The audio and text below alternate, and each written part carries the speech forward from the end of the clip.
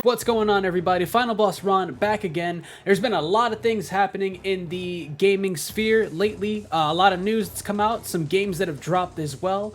We've gotten Resident Evil Village, Biomutants also dropped, as well as we've just gotten some good news with relations to Dead by Daylight's latest update coming out within the next couple of weeks or so. With their Resident Evil chapter, we're actually getting 2 new survivors and a brand new killer from the franchise. Not only that, there's been rumors circulating around about a potential Marvel vs. DC game helmed by NetherRealm Studios. These topics in particular, I want to take a deep dive in. Not only that, as we work through our playthrough of Resident Evil Village and get our hands on Biomutant as well, we'll cover those games with regards to a review later on this channel.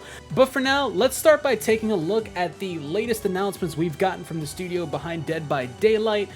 With regards to the Resident Evil chapter they're introducing, it seems like almost every other month or so they're getting access to a new horror IP that they can start ripping characters and killers alike from, almost turning it into Terrordrome, the strategy game, which I'm definitely here for. We've gotten some characters in the past from the Saw franchise, as well as Pyramid Head from Silent Hill, Ghostface, Michael Myers. Now with the Resident Evil chapter, we finally get to see the new killer. That's likely going to bring a lot of players, old and new, to the game, being that Resident Evil is quite the powerhouse franchise that it is. So a lot of the tried and true fans will definitely see themselves probably coming over to the game to check it out. For those who have it on Game Pass, I know it's free. I'm not quite aware of the price of it now for those on Steam or anything else like that, but there's definitely ways to access the game. I don't think it's a $60 price point, at least I'm not sure. So don't quote me on that, and we'll confirm and maybe put it in an edit later on down in the video.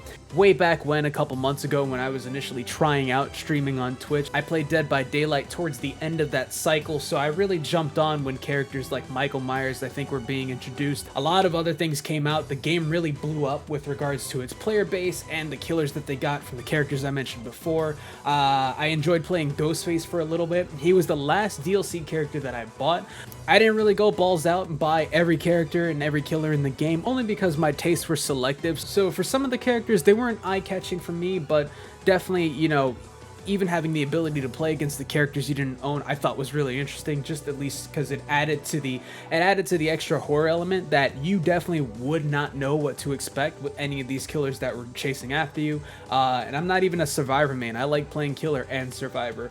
But to draw everything back to the main point on patch notes, we're taking our first official step into the 5th year anniversary of Dead by Daylight, and we've gotten the reveal for the Resident Evil chapter. We're getting not only 1, but 2 survivors and a brand new killer, and they're all 3 of the characters that I know a lot of us were hoping they would be. That's right, for the survivors, we got Jill Valentine and Mr. Leon S. Kennedy, who's been living the worst first day on the force for the past 25 years. And for our killer, none other than the unstoppable tentacle-clad monster, Nemesis. Now I gotta say, the moment the trailer premiered live on the Dead by Daylight stream and we saw that Raccoon Cityscape, you know, this may be because we came off of playing Resident Evil 3 maybe a couple months ago for our first ever time. Seeing Raccoon City, seeing the survivor run through the cityscape, the pop-out moment was telegraphed. Of course, Nemesis was gonna punch through that wall, grab his tentacles, and like wrap it around her and stuff like that. So it was really exciting to see how he looks, at least in the trailer engine footage. I don't know if that was actually in game or not, but he looks really good. Jill and Leon look really good. The one thing that's surprising to me for all 3 of the characters when we got the still image of them, they honestly look like they were all ripped out of the new remastered games that had came out for Resident Evil 2 and Resident Evil 3 specifically. Even with the new map that they debuted, obviously was going to be Raccoon City's police station. They really didn't have any trouble, I guess, working with Capcom to just get the entire layout of the set. I mean, it looks like it basically came right out of Resident Evil 2 and 3's remastered. The only thing missing, honestly, is any potential access to the sewer or even the botany laboratories like underneath. But of course, as time goes on, that could maybe be a stage variant, another addition from the Resident Evil franchise. I'm sure if Capcom was willing to let these guys go, they might be willing to work with them in the future. Maybe we get some different, maybe we could even see Mr. X or Tyrant coming later on down the line, but we haven't seen them quite repeat franchises yet. being that the game has been on for 5 years, especially with the way that the news had come from the Dead by Daylight stream, it doesn't seem like the team is stopping at any point for the foreseeable future. So unless we start going into weirder franchises like Hellraiser and the Leprechaun, or even Candyman, they might have to start repeating some franchises. But with that, Resident Evil has plenty of monsters and survivors alike that they could bring to the franchise. Personally, I'd definitely like to see the Tyrant or even Wesker show up as a killer. Maybe we can get Wesker with like a stage 2 like mutation. That'd be a lot to juggle, but considering there's a lot of mechanics that the team is also thinking about adding in just to make the game fresh, could maybe see it happen, who knows. So we'll stay locked in, but from a lot of the footage and the screen caps that we got on the stream, this is actually really exciting news, and I'm actually interested in bringing Dead by Daylight back to the stream. Of course, for those subscribers and followers of you that know, and new viewers alike, we do stream here on this channel. Sometimes we go on Twitch, depending on the game. We're really just kind of testing the waters on both, and as YouTube works to kind of build out their streaming platform a bit more, we'll eventually look to make the swap. But with regards to at least kind of player base and being able to at least be seen for playing these more various games, you'll see us on Twitch over there. As new release games come out, definitely YouTube will still be our main streaming platform. So of course, when this Dead by Daylight chapter drops, within the next couple of weeks, tune in because we'll definitely be jumping in on that. I want to relearn the game. It's been a while since I got back on. It's always a game that I never feel bad about going back to revisit and feeling like I wasted my time. I enjoy playing, whether it is a killer or even playing with survivors and, you know, dealing with the randoms that exist on the internet. It's always fun to see how everybody else plays, whether they're going to sacrifice you for the killer themselves, or if they actually want to work with you or rage quit the minute they go down because they wanted to do something weird with the killer. That's always some fun stuff to watch. Now, hopping over to the second topic that I wanted to touch on today, there's a big elephant in the fighting game slash NetherRealm Studios slash Warner Brothers slash Marvel room. That is the potential announcement of either a Marvel versus DC fighting game or a full-on Marvel fighting game brought to you by the fighting game studios that gave you Injustice 2 and Injustice, the DC Comics fighting games. Now, full disclaimer, do not get me wrong, I would love to see another Marvel fighting game come out outside of the Marvel vs. Capcom series. Of course, the last fighting game that we got that involved Marvel Comics was the Marvel vs. Capcom Infinite game. And as heartbreaking as that was to watch, the gameplay was amazing behind it. I loved the fun, cool, creative things you could do with the characters. But with Infinite, a lot of the problems existed with not only the characters looking a bit weird, but really boiling down to kind of the art direction behind the game, as well as just the lackluster roster that kind of existed. There weren't really a lot of staple characters from the OG Marvel vs. Capcom games. You know, characters like Wolverine and Magneto who didn't make it in, some of which were replaced by characters like Nova.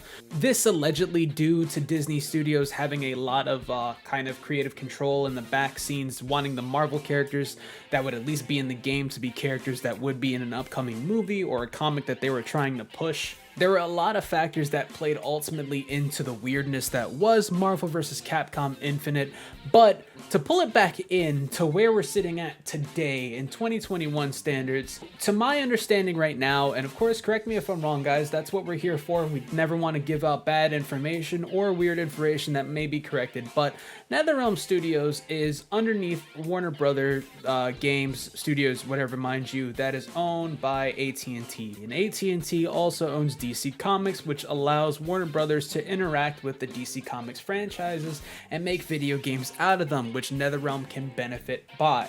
With all that being said, in regards to the gang war that is Marvel Comics versus DC Comics, it doesn't make sense to me here at the arcade that NetherRealm would be able to just get up and go play for the other team and fix their gaming debacle that they're having with pretty much everything outside of the Spider-Man games that have been coming out. With taking a competitive idea to it, it's like as if two football teams who are playing against each other and one has a decent sized lead against the other and decides to then lend them their star players so they can go ahead and catch up in points as well.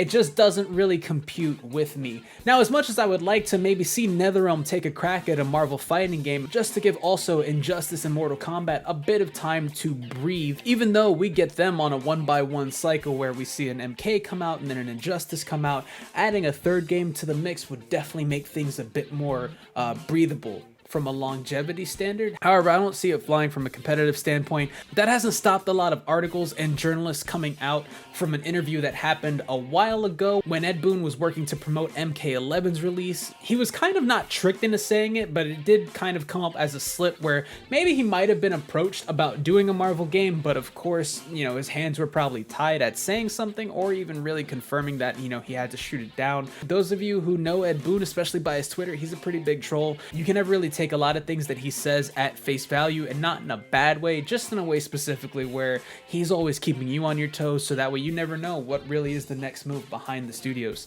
that are making these fighting games lately.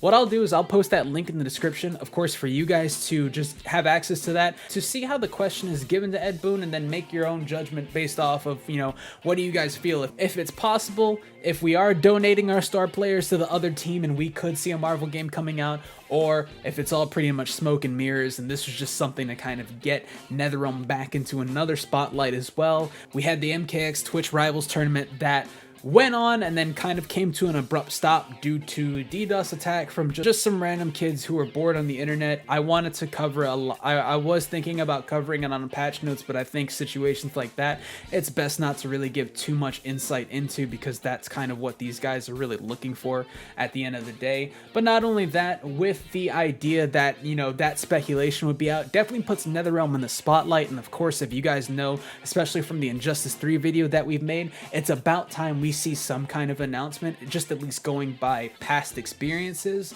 especially around this time frame is usually when NetherRealm comes out with a big right hook saying, hey, here's the next game we're working on, and everyone's pretty much assuming it's going to be Injustice 3. So unless they're working on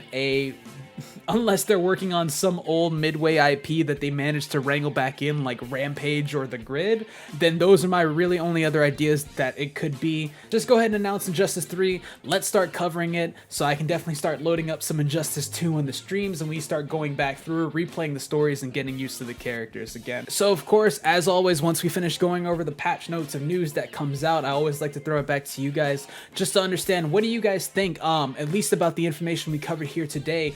Resident Evil being inside a Dead by Daylight isn't something that could bring you as a new player to the game, or even as an old player, are you dying to kind of get your hands on this?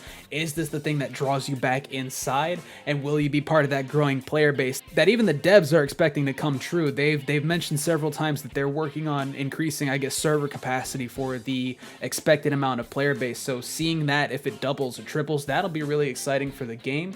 Not only that, where are you guys in the Marvel fighting game versus DC news? Do you think NetherRealm would get the ability to go out and make a Marvel fighting game, let alone a Marvel versus DC fighting game? Or are you more aligned with our side, where it's all really just hyped to kind of get NetherRealm back in a spotlight so they can announce the next game? Or another idea that could be possible, if not a Marvel fighting game, could they have managed to at least swing a guest character from the Marvel franchise that they were willing to at least part with in terms of adding into the video game? I think an option like that could open a lot of possibilities for NetherRealm. Especially, it could be a good trial run for how do they handle a Marvel character inside of, you know, the way that they make games. If they're one of the popular characters, it could definitely lead to some talking points down the road that they do get access to a full-on Marvel game.